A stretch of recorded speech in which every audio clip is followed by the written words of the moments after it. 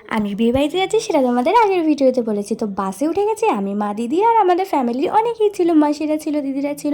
তো আমরা নেমেছি, এটা অনেকে চিনতে পারছো, এটা রুবির সামনে। তো রাস্তাঘাট দেখতে পাচ্ছ একদমই ভেজা। তো আমরা তারপরে চলে আসার পর দেখতে পাচ্ছ এখানে সবাই গল্পের হাট বসে গেছে, সবাই মিলে কিন্তু গল্প করতে শুরু করে দিচ্ছে। তারপরে গল্প হয়ে যাওয়ার পর আমরা চলে গেলাম বিয়ে বাড়িতে, মানে যেখানে বিয়েটা হবে। তো সেখানে আমরা চলে গেলাম, গেটটা কিন্তু খুব সুন্দর করে সাজিয়েছিল আর আমি ফটো তুলে নিলাম। মেয়ে তখন সাজছিল। এটা হচ্ছে আমার বোন, মানে যার বিয়ে হচ্ছে সেটা হচ্ছে বোন। আর মা এখানে ফুচকা খাচ্ছিল, মার থেকে কিন্তু আমি নিয়ে ফুচকা খাচ্ছিলাম, কারণ আমি নিজে নিয়ে খাইনি, বেশি খাবো না বলে, তাই দুটো ফুচকা আমিও খেয়ে নিলাম। ফুচকাটা বেশ টেস্টিই ছিল। তারপর একে একে পকোড়া, কফি সব খেয়ে নিয়ে তারপরে আমরা চলে যাবো কিন্তু ডিনার করতে। কিন্তু ডিনার করার আগে চলে এলো বরকে দেখতেই পাচ্ছ, বর একদমই বাচ্চা বর ছিল।